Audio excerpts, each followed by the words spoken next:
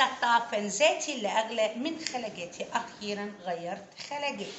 كل اللي كان متضايق من الجلابية النبيتي والطرحة المشجرة أخيرا جبنا ترنجات. شايفين الأناقة والشياكة؟ يا جمال يا جمال. ولا لا استنوا، ده احنا كمان جبنا عبايات. تعالوا بقى نشوف ايه لبسنا الجديد. بصوا بقى عبايتنا اوتفيت التجول في المستشفى. تمام، دي عشان انا نازله دلوقتي رايحه اعمل اشعه مقطعيه كامله على الجسم وطالعين بره شويه كده في المستشفى، فخليت زوجي حبيب قلبي جابها لي. تمام، وغيرت العبايه طبعا. استحميت، ده مش عايزه اقول لكم كنت نتنت. تمام، وهنا بصعوبه. تعالوا نشوف الاوتفيت بتاعنا وهنروح فين النهارده في المستشفى وجولتنا ايه. يلا بينا. بسبب ان انا حضراتكم عندي مشكله مع الكمالات.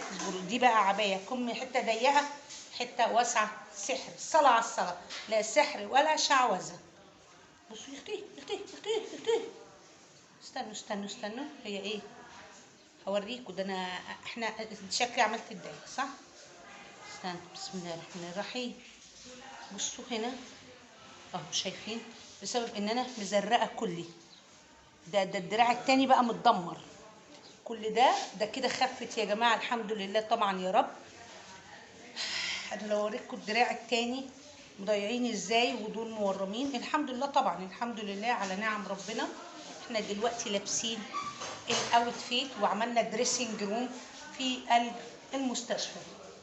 جبنا بقى هدمتين حلوين كده وروشنا على حالنا، بما ان انا هنا محجوزه في هنا بقالي شهر، من يوم 13 ليوم 13، وقبلها كنت كام يوم بره. فقلنا لازم نتعايش بصراحه مع المستشفى. والدكتور قال لي اعملي حاجه بتحبيها عشان تخفي. تمام، انا عندي مشكله مرض في المناعه، جات لي الذئبه الحمراء، وعشان كده انا لابسه لها طرحه حمراء. وبيقول لك اللي حبيبه طور البس له احمر.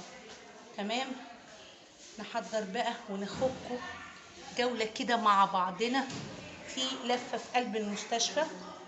ولسه هاجي هعلق كورتيزون.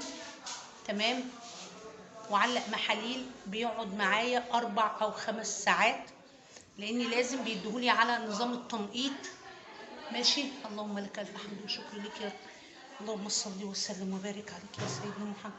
بعد ما باخد الكورتيزون هيعلقوا لي دم. تمام، انا دلوقتي نازله الاشعه المقطعيه. تمام، ونازله بنك الدم عشان خاطر ياخدوا عينات مني للاجسام المضاده، لان طلع عندي مشكله ان الدم بيعمل اجسام مضاده، ولازم اتعامل معامله اللي بينقل عضو لاعضاء الجسم ويتعمل لي توافق جيني. ماشي، رايكم ايه بقى في الاوتفيت الخطير الجميل ده؟ واسعه، عبايه رمضان للمستشفى. ما لقيتش اوسع بصراحه من كده في بيتنا. تمام، شياكه اناقه جميل. لايكات كتير، وما تنسونيش من دعواتكم يا احلى اخوات في الدنيا. الحمد لله والله يا جماعه انا بيكم وبدعمكم وبفضل ربنا سبحانه وتعالى بتحسن. بيجيلي فجأة هجمة كده تقوم مرة واحدة. اللي مش عارفين مرض المناعة أو الذئبة، تمام، ده مرض مناعي بيسيب الجسم، والجهاز المناعي بيهاجم وبيضرب كل الجسم.